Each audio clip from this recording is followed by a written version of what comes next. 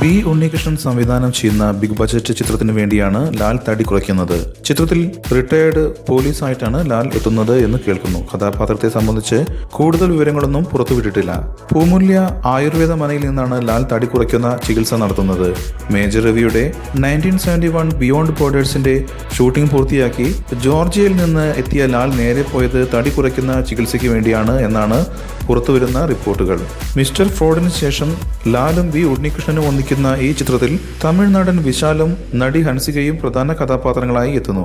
30 കോടി ബഡ്ജറ്റിൽ ഒരുക്കുന്ന ചിത്രത്തിൽ അജു വർഗീസ്, ചെമ്പൻ വിനോദ്, സിദ്ദിഖ് തുടങ്ങിയവരാണ് മറ്റ് കഥാപാത്രങ്ങളെ അവതരിപ്പിക്കുന്നത്. മേജർ രവിക്കൊപ്പം വീണ്ടും ഒന്നിക്കുന്ന 1971 ബിയോണ്ട് ബോർഡേഴ്സിന്റെ ചിത്രീകരണം കഴിഞ്ഞ ദിവസം ലാൽ പൂർത്തിയാക്കിയിരുന്നു. ബി ഉണ്ണികൃഷ്ണൻ ചിത്രം പൂർത്തിയാക്കിയ ശേഷം പൃഥ്വിരാജിന്റെ ലൂസിഫറിലായിരിക്കും മോഹൻലാൽ അഭിനയിക്കുക.